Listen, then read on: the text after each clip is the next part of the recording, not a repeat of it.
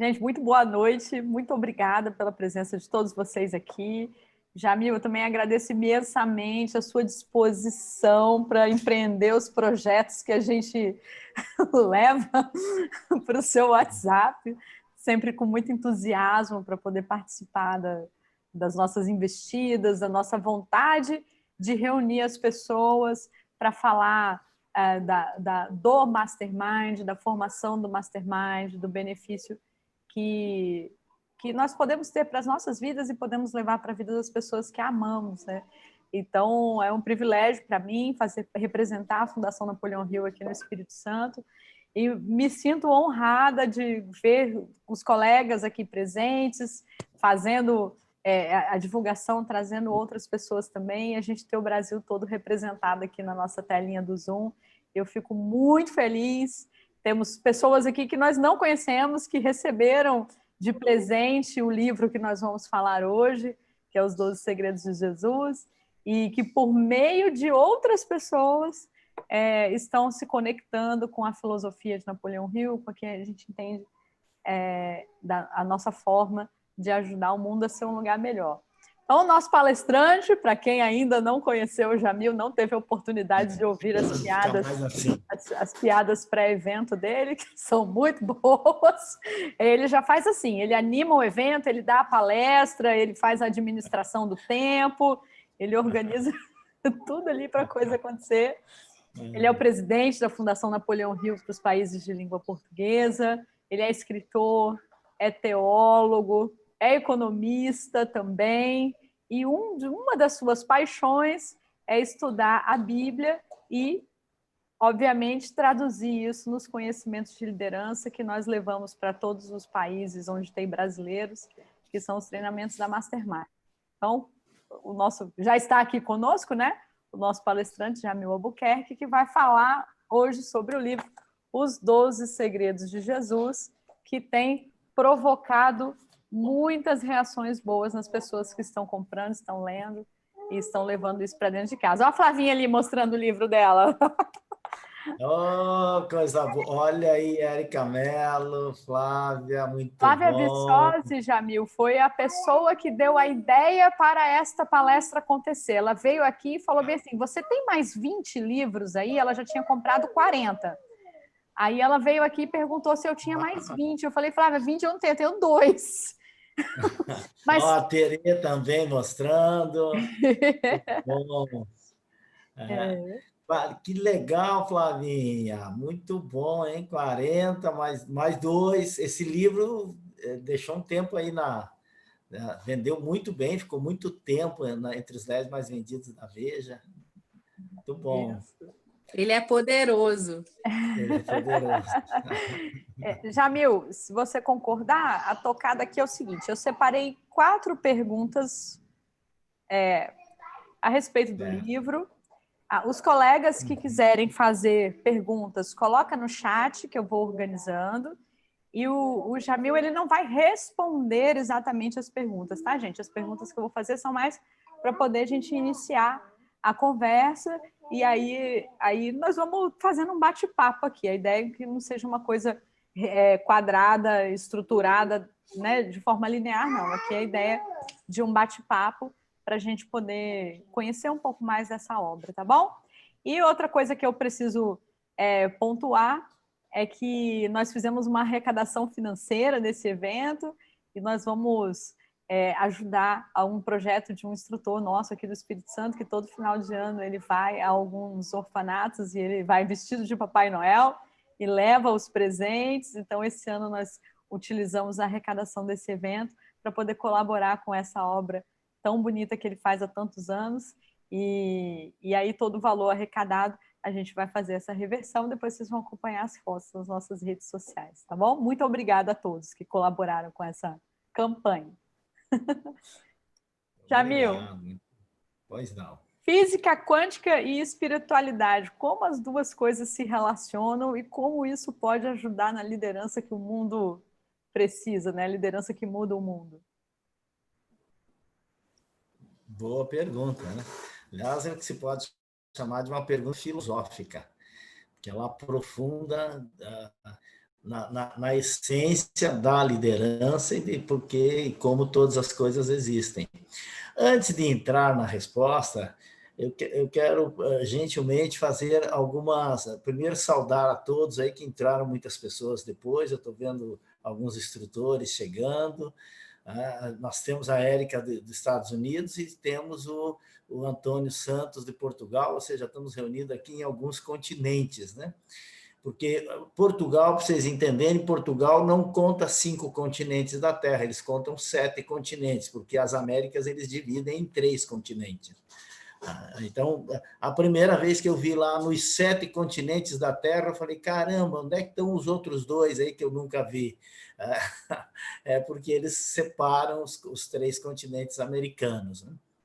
E, claro, também, se for também olhar por esse ponto de vista, nós temos que contar 8, porque a Antártida ela é um continente, e até 2050 ela vai ficar sem nenhum, é um tratado internacional, em que ela ficaria por 100 anos sem proprietário, né? Nenhum país seria dono do continente antártico até 2050. E para depois de 2050, para poder ter uma parte do continente, terá que provar que tem trabalhos e pesquisas lá. Por isso que o Brasil está presente no continente antártico, e por isso também que aquela vez a Inglaterra fez uma guerra gigantesca por causa de uma ilhazinha desse tamanho, que é as Falklands, nós chamamos aqui de Ilhas Malvinas, porque eles pensaram 100 anos na frente, né? Eles pensam a longo prazo, né? Assim como por volta de 1817, quando eles apoiaram o estado da Cisplatina, que hoje é o Uruguai, que era nosso, o Uruguai inteiro era nosso, mas eles estimularam e deram toda a estrutura para que a gente não ficasse com o Uruguai, porque senão nós ficaríamos donos dos 2 maiores rios do continente. Ficaríamos donos do Rio Amazonas e dono do Rio da Prata. Olhando no futuro, eles pensaram que um gigante, um país tão grande, com extensão de terra tão grande como a nossa, não era interessante para o futuro da humanidade que mandasse nos 2 principais rios e entre os principais do planeta. Então, isso é olhar de longo prazo, e como nós vamos falar de liderança, é bom a gente pensar nisso, né? Também eu quero justificar aqui algo sobre o tempo, Juliana. Nós vamos deixar 1 hora de bate-papo. Eu gostaria que tu me sinalizasse, porque eu não estou vendo aqui embaixo o horário, e eu estou usando o meu celular de luz aqui, porque a minha luz... Então, tu sinaliza. Tem uma máxima no show business que diz: é melhor você deixar com sede que matar afogado. Por isso que grandes artistas fazem shows pequenos, para não cansar, para as pessoas. Então, é bom a gente já vai falando, já vai alinhando algumas coisas. Terceiro, eu vou fazer o que os especialistas em direito chamam de defesa prévia. Nada mais chato na oratória que um palestrante começar se desculpando. É o crachá de inexperiente, é o crachá de chato, é quando ele começa, eu tô com a garganta meio dolorida, eu não estava preparado. Isso o cara já está escrevendo, eu sou chato. É isso então, lembre-se disso, você não se desculpa antes. A não ser que tenha muita relevância, e aí você faz o que os especialistas chamam, então, de defesa prévia. Por que eu estou falando isso? Porque eu ontem fiz uma cirurgia, e uma cirurgia que eu nem estava pensando que era tão assim. Foi no esôfago, e eu pensei que era como se fosse uma endoscopia, mas ela demorou muito tempo, foi uma gastrite, eu pensei que era uma dose de super estresse, e parece que ficou um pouco maior. Então, meus movimentos estão doloridos, então passou o efeito daquela tal de anestesia geral, vou te contar, eu chorei em alemão. Então, e hoje o dia inteiro, então, para descer a escada ali, vim meio que apoiando.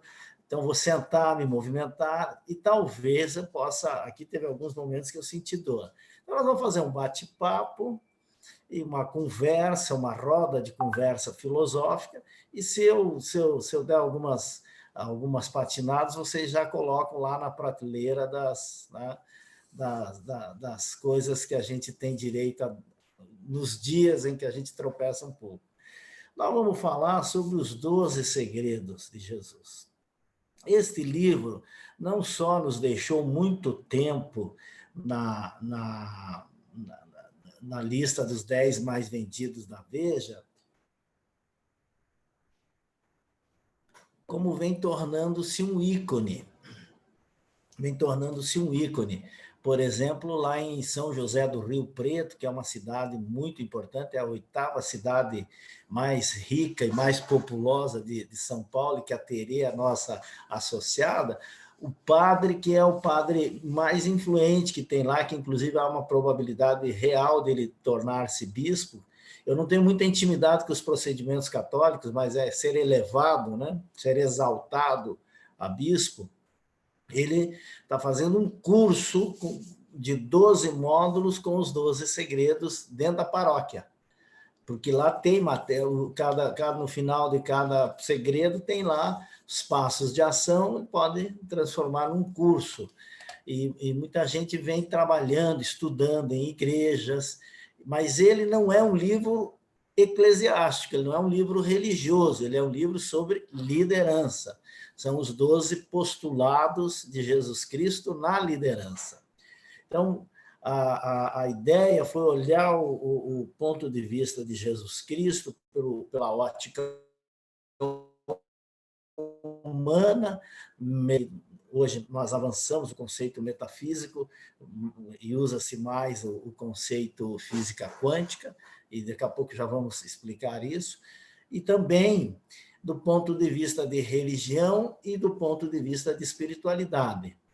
Há quem diga que Jesus não fundou nenhuma religião. Isso quem fala isso é um neófita, é alguém que nunca leu a Bíblia, alguém que não tem conhecimento, sabe que tem gente que tem a profundidade de um pires e quer emitir opinião profunda. Então, é porque Jesus Cristo deixou claro...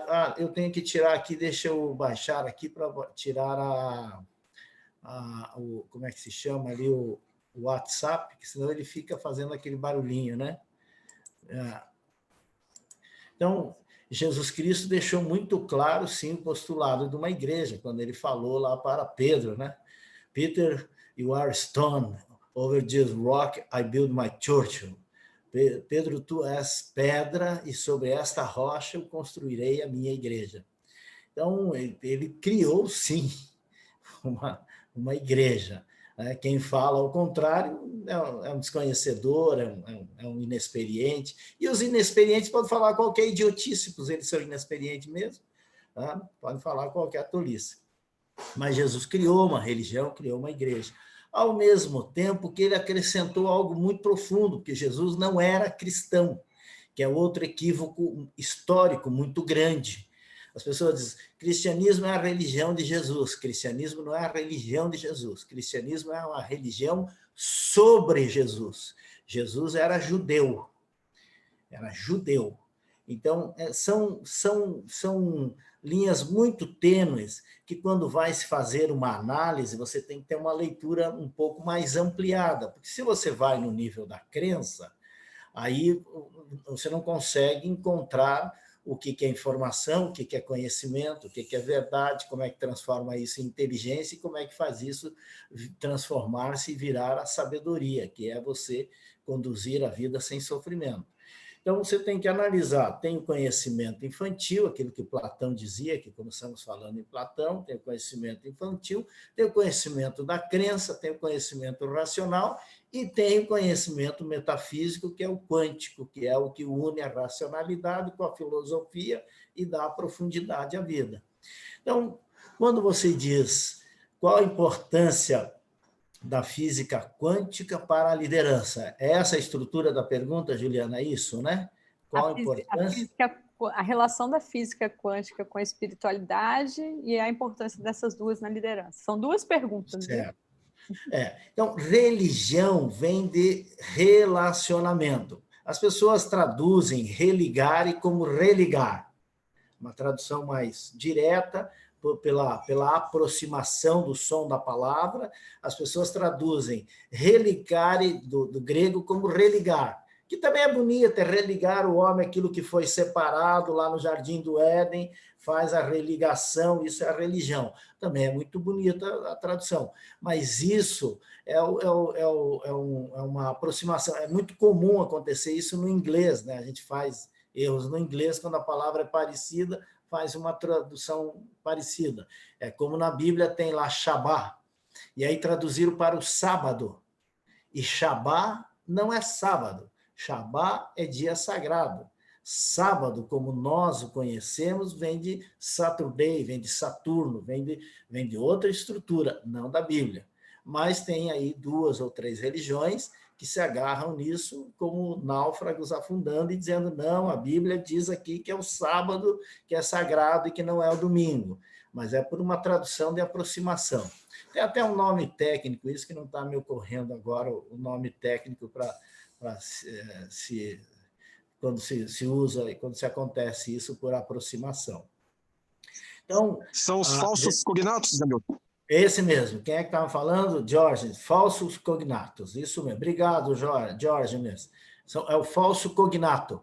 É que nem eu, por muito tempo, achei que parents em inglês era parentes, e parents é pai e mãe. Né? É isso, Jorge mesmo? É isso, né? Parents. Eu sempre associei... Exato. Pais.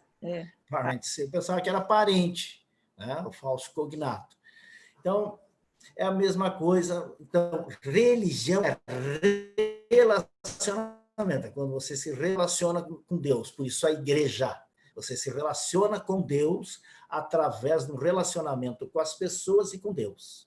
A espiritualidade, ela vem de dentro do coração e a conexão com o Criador, e você pode fazer isso no silêncio do seu lar, em qualquer momento em que você esteja, até você lá no vaso sanitário fazendo o número 2. Os judeus, por exemplo, eles têm uma oração para o momento do número 2. Nós, ocidentais, só fazemos a oração na hora da refeição.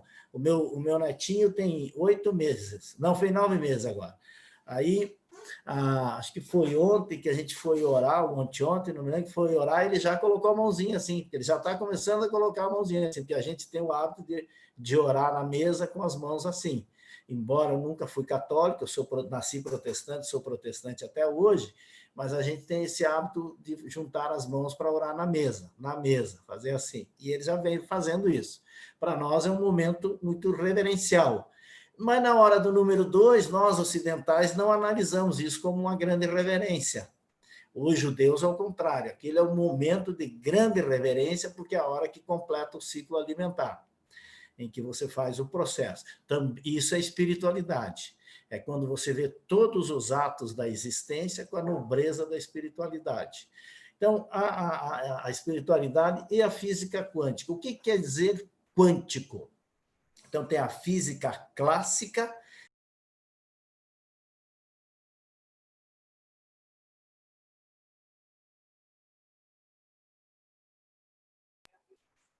Som do Jamil. Ficou mudo. Jamil, acho que você clicou no mudo aí sem querer. Isso. Aê! Voltei. Aqui apareceu que o anfitrião desativou o meu som aqui. Não sei, eu não tinha visto que eu tinha feito alguma coisa, mas não sei se foi. Posso ter feito sem querer. Não foi a minha intenção. Eu falei, estou falando demais, estou desviando do assunto, a Juliana está me trazendo de volta para o assunto. Ai, credo, não. Dando um comando aqui. Então, a física clássica é aquilo que a gente vê, a matéria, dos 9 ângulos, né? A física clássica. E a física quântica é aquilo que não tem espaço nem tempo.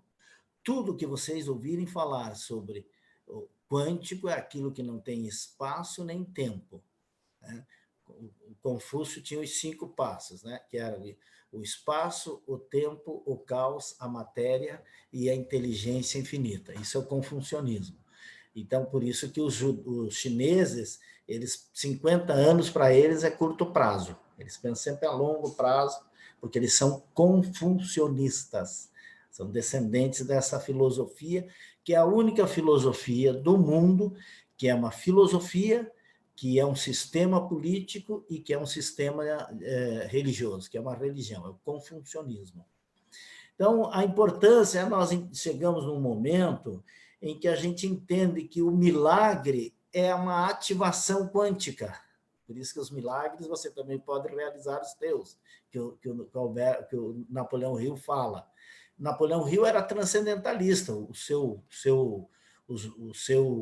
filósofo de cabeceira era Ralph Emerson, um filósofo transcendentalista, alquímico.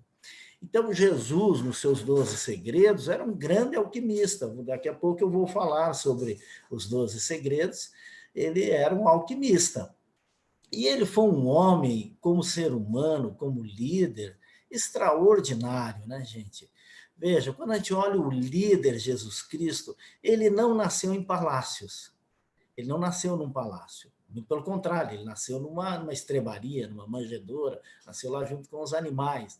Ele nunca foi um general, ou seja, ele nunca comandou grandes exércitos. Ele nunca foi um homem de guerra.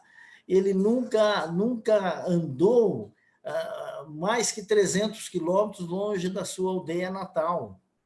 Ele nunca teve seu nome ligado à grandiosidade.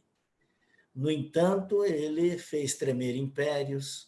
No entanto, nem todos os reis que já governaram, nem todos os guerreiros que já guerrearam, nem todos os navios que já singraram os mares, fez tanto pela humanidade quanto esse líder chamado Jesus Cristo. A sua história, a sua biografia foi tão impactante, que ele não coube na história. A sua vida não coube na história. A história teve que se dividir para poder contar a história desse líder, que era um líder de origem muito humilde. Tanto é que nós contamos antes de Cristo e depois de Cristo. Ele transformou aquelas caminhadas por aquelas regiões inóspitas da região de Israel em grandes ensinamentos filosóficos.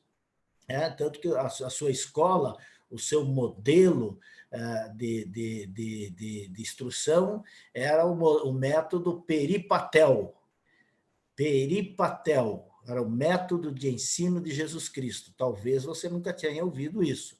Peripatel quer dizer conversar ao longo do caminho. Peri vem de perímetro e patel de parlar.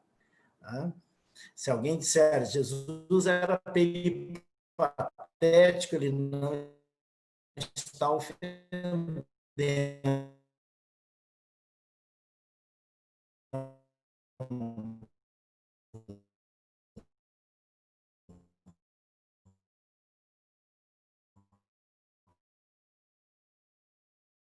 Porque as pessoas associam patético com pateta. Vinha caminhando, tal, Jesus de Jerusalém, você vai sempre ver essa figura dele caminhando. Ele chegou na beira do mar da Galileia, ele transformou as caminhadas em longos ensinamentos, transformou aqueles finais de tarde na Galileia em grandes obras da pintura, da forma de falar. Ele transformou um grão de mostarda na mais bela parábola sobre como influenciar o invisível através da força da fé, que é a ativação quântica, porque a fé é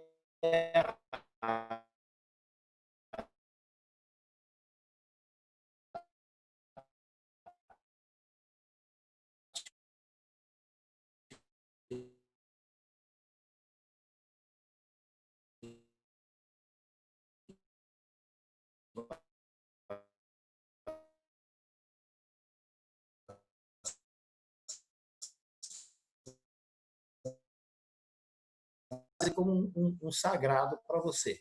Então, o fanático ele quer externalizar a sua fé. A fé é aquilo que é um consumo íntimo. Eu creio porque creio. Como é que começa a fé? Quando termina a razão. Terminou a razão. Daqui para frente é impossível para os meus olhos. Então começa a fé. A fé começa depois que o racional termina. Então essa união, essa junção requer realmente uma certa serenidade nossa, né? Eu não estou vendo a Juliana, que eu começo a falar e eu fico olhando aqui, não estou vendo. Cadê você? A Juliana saiu da sala, é isso? Não, estou aqui, rapaz. Onde está você que eu não estou te vendo, Juju? Aqui, ó. Aqui, você veio para cá. Então, Ju, você tem que levantar a mão e me interromper, porque senão eu vou, né? Quando você vê, dá uma hora. Mas eu não quero essa responsabilidade, não. Deixa você falando, tá ótimo assim. Tá bom, vou a cada 15 minutos, eu digo para você que passou 15 minutos, pode ser? Você levanta a mão, por isso que eu tenho que olhar você. Assim, você levanta a mão, faz assim, eu vou e te olho. De vez em quando eu gosto de ir na outra página para ver quem está, porque senão eu não vejo quem estão aqui, todos que estão, né? Muito bom. Ju, pode fazer outra pergunta, se você quiser. Vou fazer agora. Uma curiosidade sobre como vocês tiveram a ideia de escrever. Alguém fez alguma pergunta aqui? Aqui acho que não, né? Ô, Tere, muito obrigado. Acabei de ver aqui seu comentário. Obrigado, Tere. Parece que eu estou vendo aqui uma pergunta. Tem mais uma pergunta? Bom, eu não estou ouvindo, eu não estou conseguindo. Tem alguma pergunta? Senão eu também já continuo aqui a nossa... Não, tem essa sobre o livro. Da equipe ainda não, ainda ninguém colocou nada no chat. Aquela tua pergunta era a primeira ou era o todo? Era para mim tocar? Não, era a primeira pergunta, a segunda era como você fez. Então vai para a segunda aí, senão eu disparo. Eu acho que eu tô com algum problema no meu áudio, você está me ouvindo? Eu estou te ouvindo bem, parece que foi um eco, é isso, Tereza? Ô, Ju, você está com duas, tem duas Ju, e está dando eco na hora que você fala. Estou com duas telas, né? Tem que zerar uma delas, é isso? Ele não escutou a sua segunda pergunta. Tá, como surgiu a ideia do livro? Certo, é essa a pergunta. Como surgiu a ideia do livro? É assim, eu sou teólogo e eu me formei em teologia. Por duas vezes. A primeira vez eu estudei entre 16 e 17 anos. Eu me formei em teologia por uma escola muito tradicional chamada ETAD.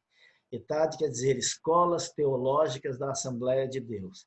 E a Assembleia de Deus, eu não sei se tem algum assembleiano aqui, eu sou da Assembleia de Deus até hoje, é mais conservadora que caixa de maisena, né, gente? Aquilo é quadradinho, quadradinho, da mesma cor há 200 anos. Tal. Então, é aquele modelo de sempre.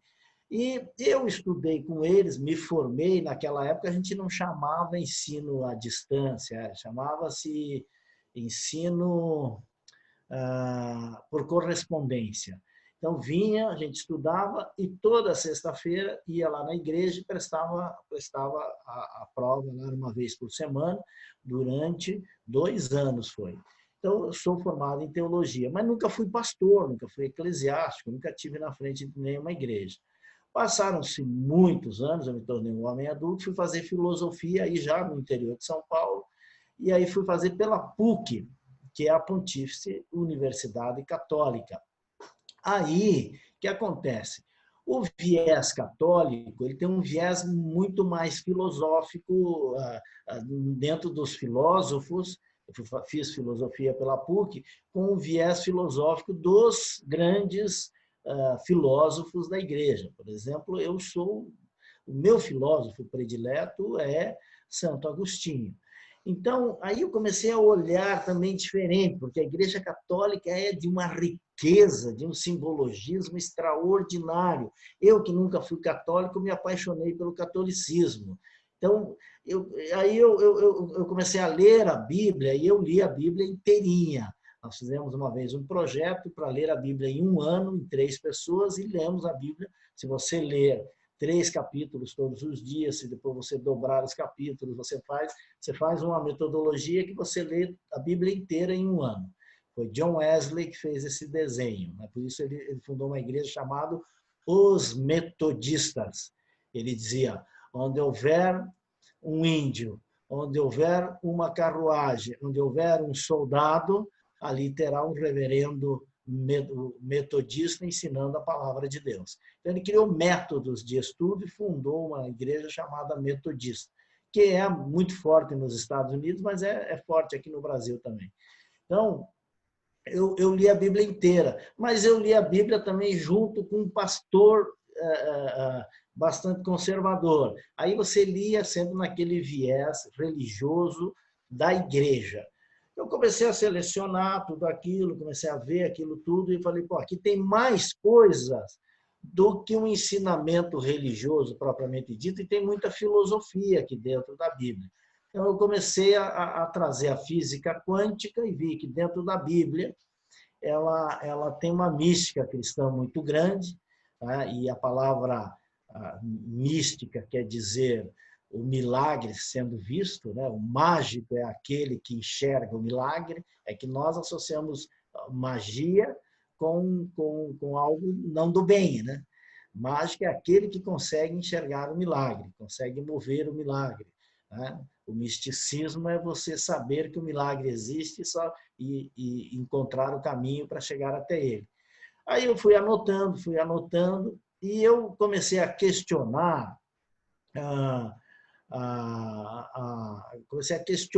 junto com o Dr. Robson Rodovalho, que aparece aqui como coautor do livro.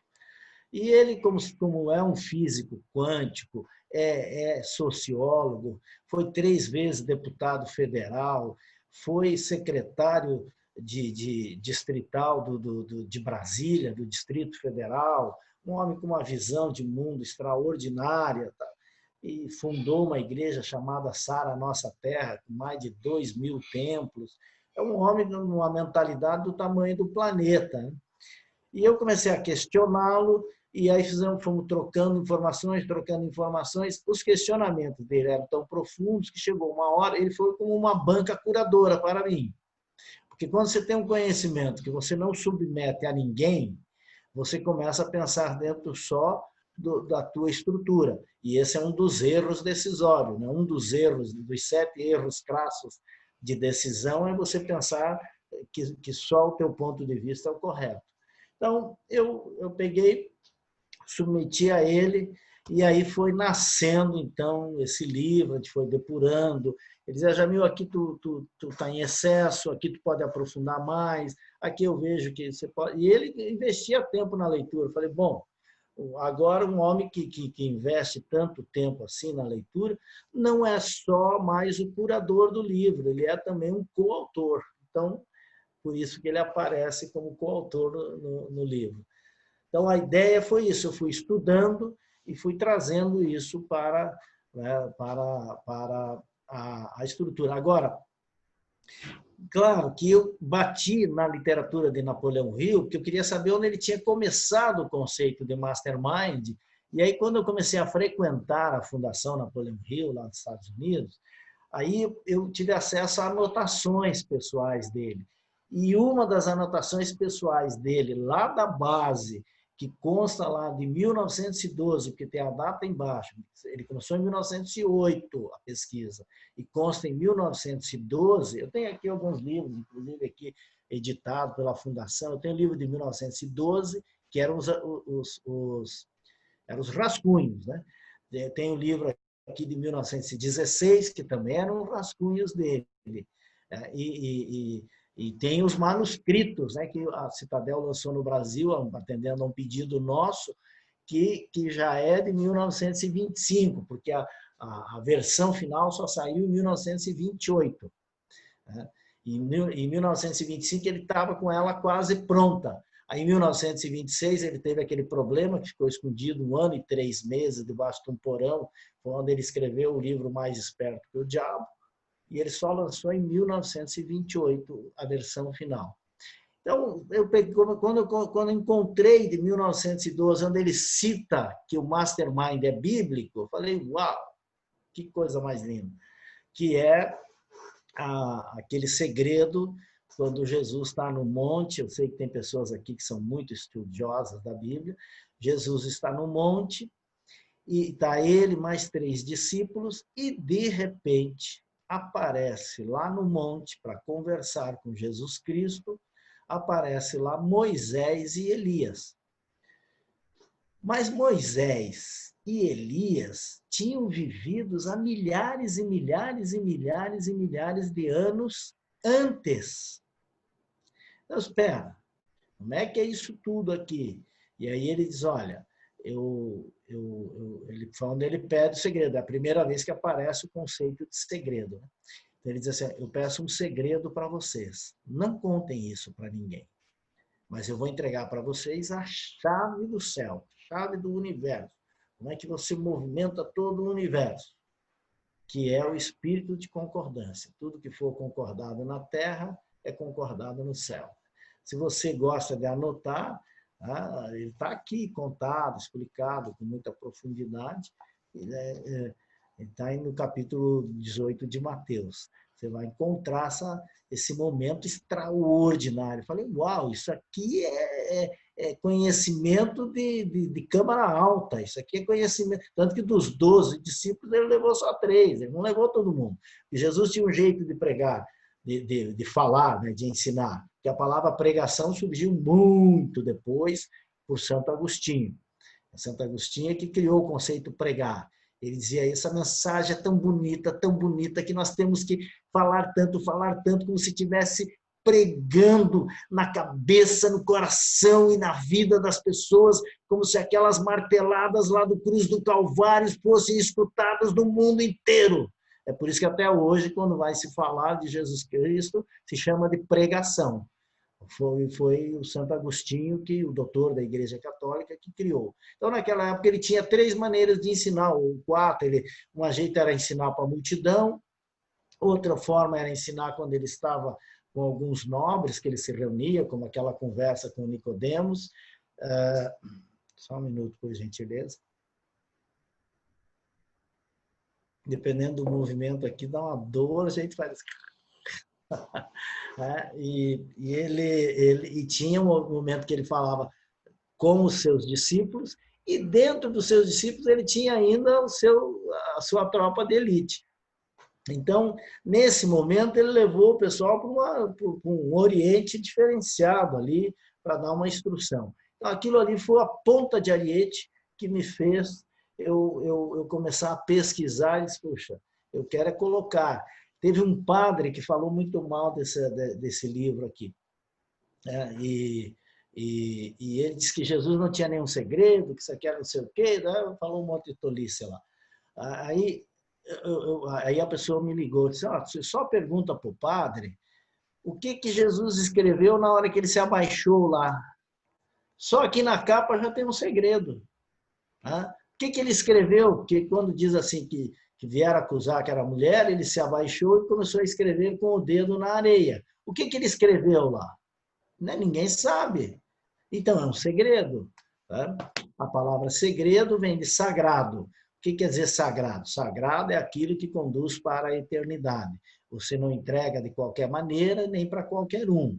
Você entrega para pessoas muito nobres. Teve padre que falou mal, mas teve padres que falam muito bem. Exatamente, Tere. Mas aquele padre que falou lá, eu gosto dele, ele é gente boa. Ele só é um estreito de pensamento, tem uma mente muito limítrofe, né? Enxerga. Parece que tem uma pergunta que eu vi ali que fala sobre o 12, né? O porquê 12. O povo quer saber por que 12? Por que 12? Qual o significado desse 12 que deixa a nossa forte vida na estrutura humana, né? São 12. A gente tem que começar lá na base. Você vê que são 12 territórios. O primeiro modelo organizacional do planeta foram os 12 territórios. E esses 12 territórios são respeitados até hoje. até hoje são respeitados os 12 territórios, porque o mundo tem 206 países, né? É reconhecido pela ONU, filiado na ONU são 194, mas tem alguns outros que são reconhecidos e tem alguns que são reconhecidos e não tem um território seu, que, para citar assim, os maiores exemplos, a Palestina, que é reconhecido como um país, mas não tem um território, tá? Tem o País Basco, que é dentro da Espanha também, que é reconhecido como um país, mas não é um território, tá? Mas é o modelo de território. Então, quando foi colocado as 12 tribos de Israel, os filhos de Jacó, foi a primeira vez que teve o modelo dos 12 territórios. Então, tinha as 12 tribos, e a gente analisa a tribo aqui, né, gente? Parece meia dúzia de pessoas. Quando fala tribos lá no Oriente, é quase como se fosse um estado nosso aqui, tá? Uma região. Dos 12 tribos, os 12 territórios. Depois nós vamos ver os 12 candelabros no templo, que é a representação das 12 tribos de Jacó. E depois nós vamos ver os 12 meses. Depois nós vamos ver os 12 discípulos, que depois transformaram-se em 12 apóstolos. Nós temos aí os 12 signos. Então, o tempo, o Cronos, é contado pelo 12, né? Cronos é o tempo humano, por isso cronograma, Cronos. E tem o Kairos, que é o tempo divino. Se você só se orientar pelo Cronos, você só tem o tempo ilusório, que é o tempo do relógio. O Kairos é o tempo divino. Como é que você faz essa ponte aqui? Através dos seus valores, das suas virtudes e da sabedoria.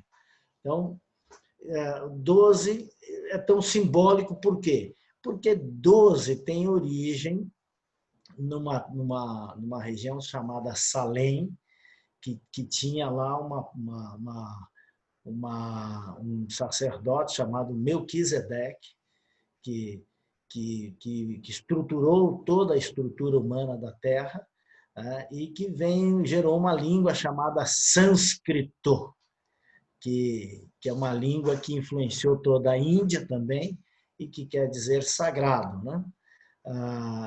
Então, o 12 vem do sânscrito, que vem de Salém, e que gerou a língua mãe, o aramaico e o hebraico. O aramaico e o hebraico, elas são línguas assim, com a mesma estrutura, quase como se fosse o português e o espanhol, né? Quem fala português consegue entender o espanhol, quem fala espanhol consegue entender o português. A gente tem alguma dificuldade, mas a essência é a mesma. Então, o aramaico e o hebraico é a mesma estrutura, e vem de Salém, que gerou da Caldeia, e que quer dizer a mente que governa com sabedoria. Sempre que você vê 12, quer dizer a mente que governa com sabedoria. Muito bom. Eu vi aqui que foi o tempo. Eu não sei se o tempo já explodiu, o tempo, que eu estou totalmente perdido. Me mandaram parar o relógio. O tempo do relógio eu já me perdi aí. O povo quer o tempo Kairos, ninguém quer o tempo Cronos. Aqui, ó. Mas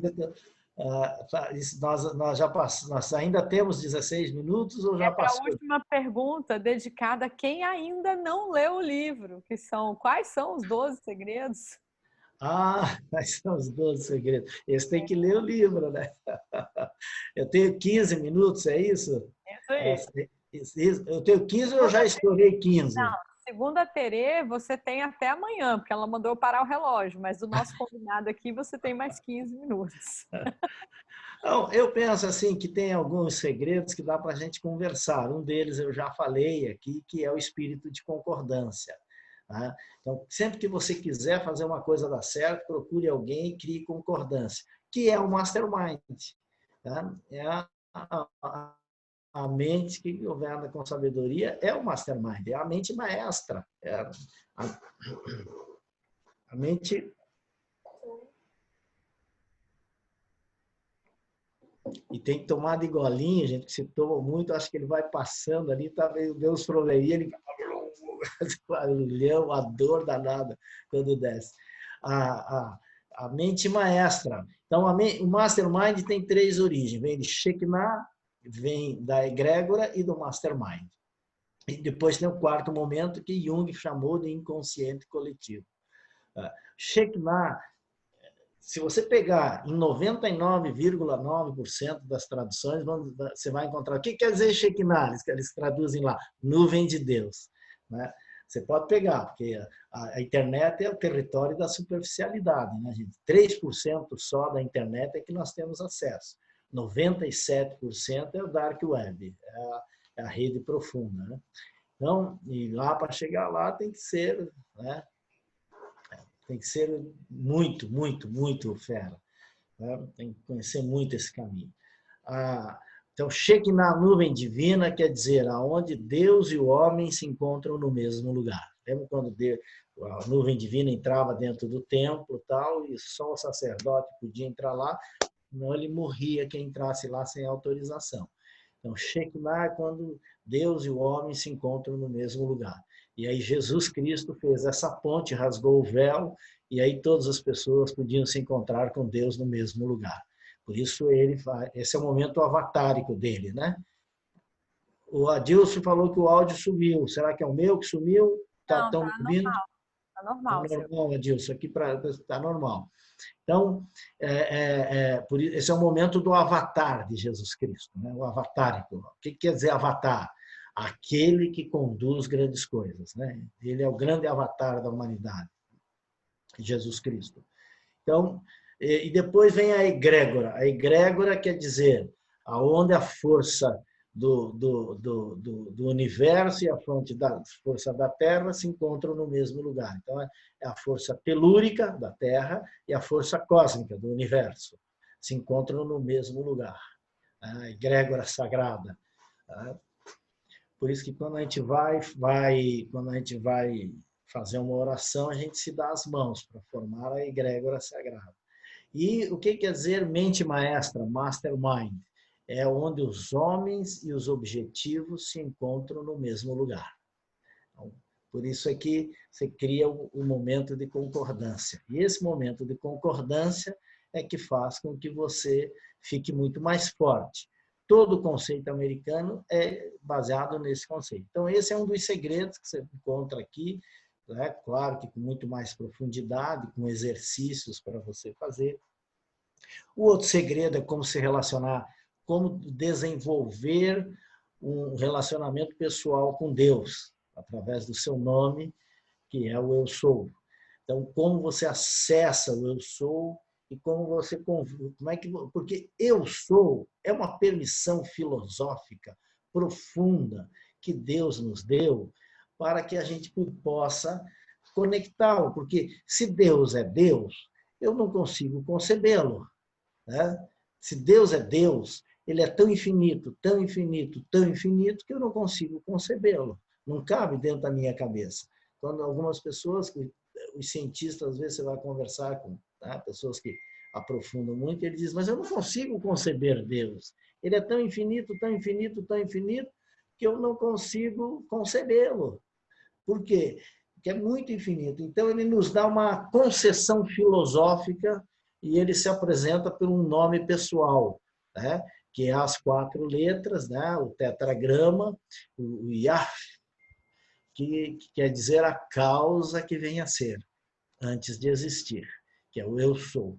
Então, quando você cria uma relação, se eu crio uma relação que eu posso conversar com Deus aqui, eu, todos os dias da minha vida, eu acordo de manhã, a primeira frase que eu falo é bom dia, Espírito Santo.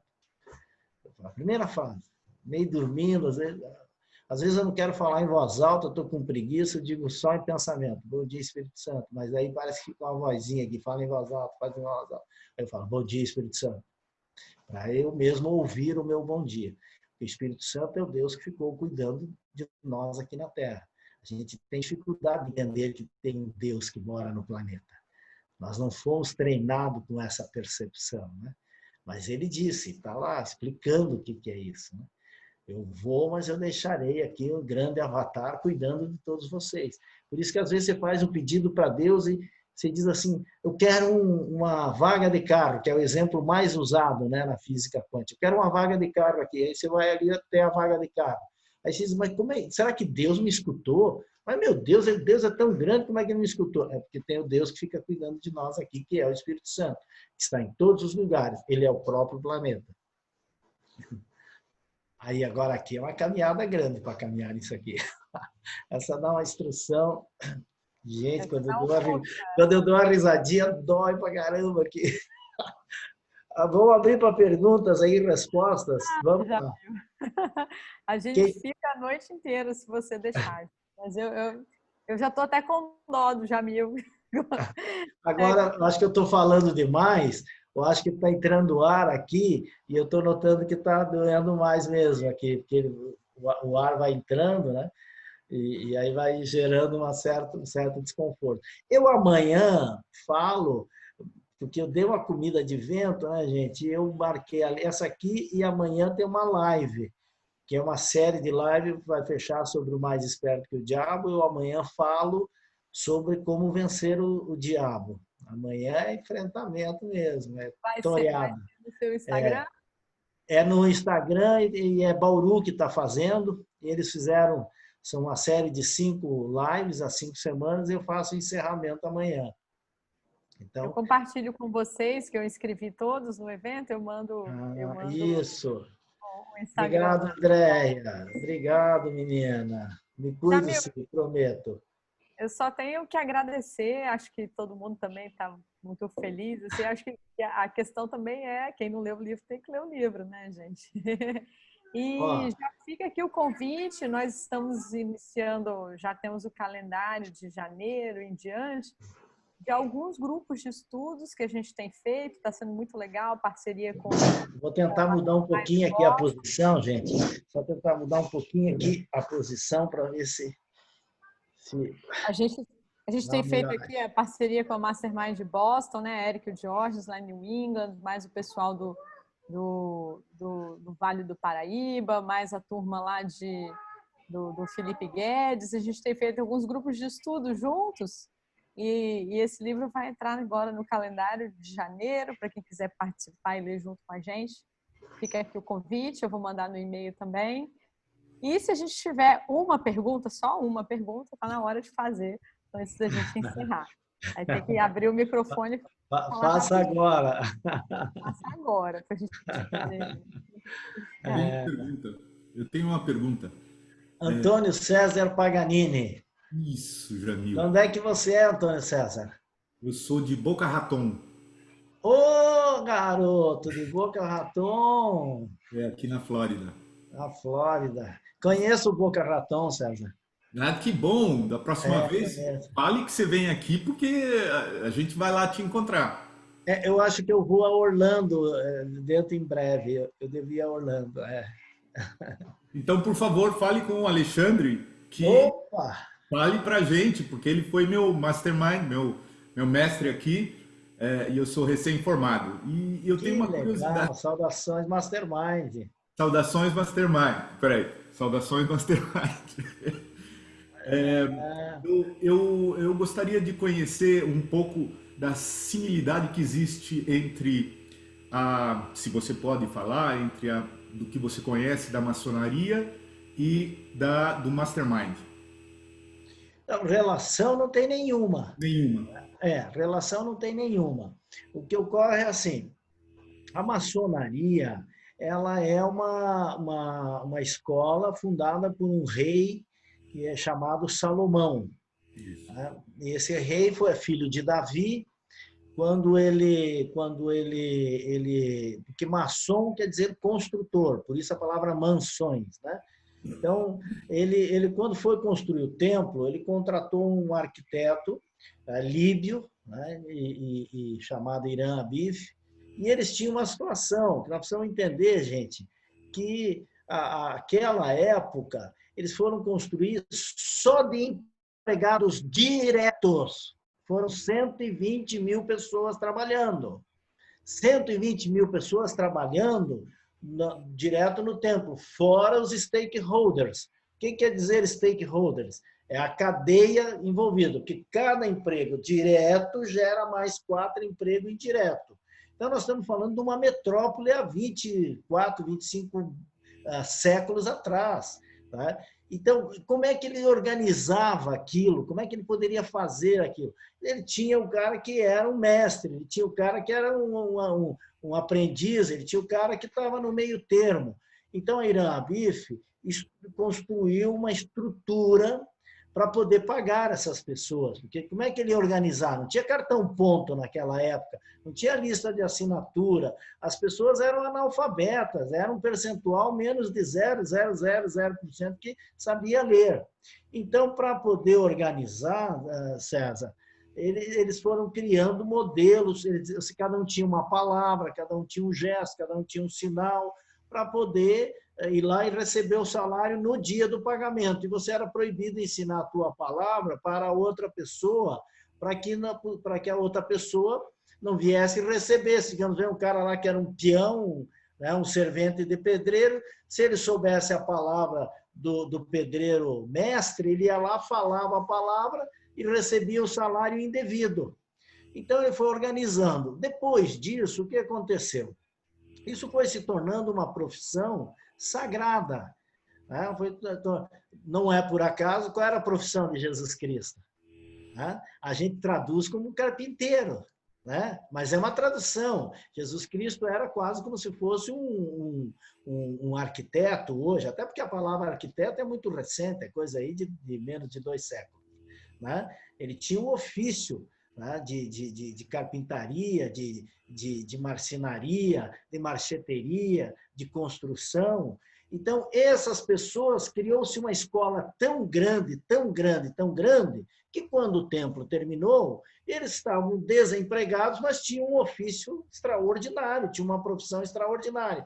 Então, eles foram se organizando e foram andando pelo mundo e foram construindo. E uma grande parte daquelas ali, daquele povo ali, depois participou da segunda construção do templo, né, com Neemias, que foi o grande prefeito de Jerusalém, e saíram para a Europa e foram construir os grandes palácios da Europa. Mas mesmo assim, nós estamos falando de 1000 e poucos anos atrás, mesmo assim as pessoas não liam, eram letradas. Então eles foram organizando dentro dos modelos bíblicos. A maçonaria são 33 grandes versículos bíblicos que organizam os 33 graus deles. Então, é um ofício, é uma escola de filosofia muito bonita, muito sagrada. Mas não tem nenhuma relação com o Mastermind. O Mastermind é uma escola de liderança. Agora, o que acontece? Nós temos um fundador, que é Napoleão Hill, que era um homem de igreja. Ele era um protestante. Ele era metodista, mas depois ele passou o restante da sua vida como presbiteriano. Por quê? Porque a mulher dele era presbiteriana, o sogro era presbiteriano, e ela então... Eu fui nas duas igrejas. Eu fui na igreja onde ele foi batizado e fui na igreja onde ele frequentou, que inclusive tem uma placa lá em homenagem a ele, lá em Wise, na Virgínia. Ele, como John Wesley, totalmente estruturado, inspirado na Igreja Católica, né, que a Igreja Católica é inspirada também na construção do templo, né, do Templo de Salomão, ele também foi estruturando. Então, Napoleão Hill, inspirado por John Wesley, que criou a metodologia, ele criou uma metodologia para ensinar a realização pessoal, tanto que ele se autodenominava um evangelista da realização pessoal. Então, a relação é que é bíblica, a fonte é bíblica. Tá? Agora, existe muita lenda sobre a maçonaria, explico por quê. Porque a maçonaria foi ficando muito forte e bateu com o poder católico, que era muito forte. Né? Como bateu com o poder católico, aí ficou uma questão política, e aí o Papa foi Clemente XI, que excomungou Jacques de Molay, que era o supremo mestre dos Cavaleiros Templários, e ele engendrou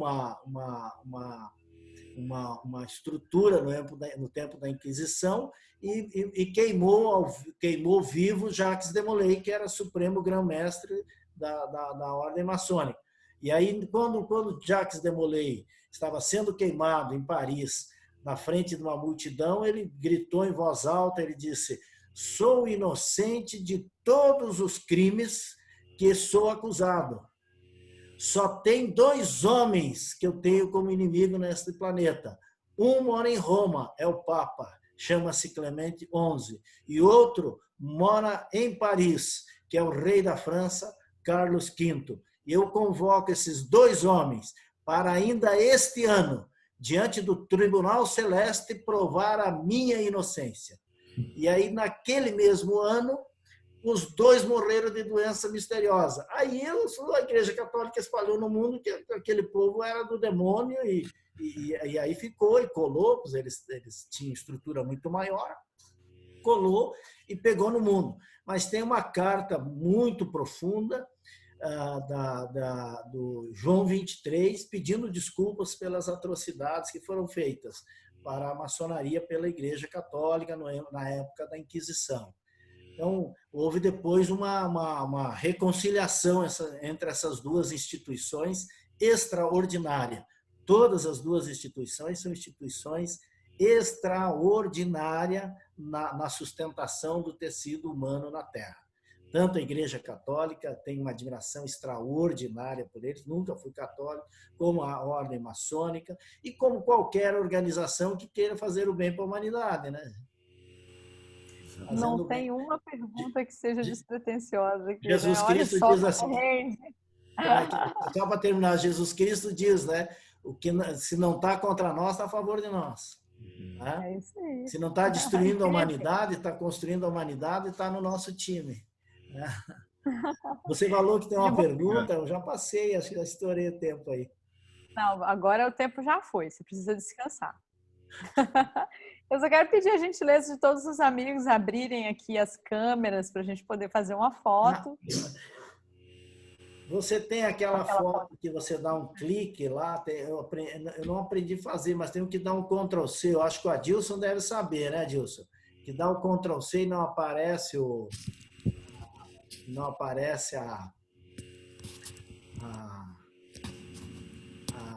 como é que é? Ou aperta o print também, que dá. Eu aperto o print. Vamos lá, em 1, 2, 3, todo mundo com sorrisão, hein? E aí você segura o sorrisão, porque tem que passar para outra tela. Aí pode dar uma embaralhada. Então fica todo mundo estático um pouquinho, tá? 1, 2, 3 e X. Mais um.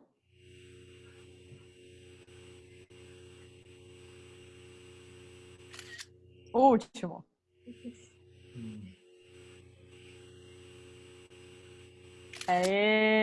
Muito bem. Jorge, você está dentro do carro, Jorge? A Érica te expulsou de casa aí? Eu estou na rua, vim resolver algumas coisas nos clientes aqui, mas eu estou parado agora. Eu estava ouvindo vocês enquanto estava dirigindo, aí eu estacionei aqui, bem exatamente na hora, só para fazer a foto.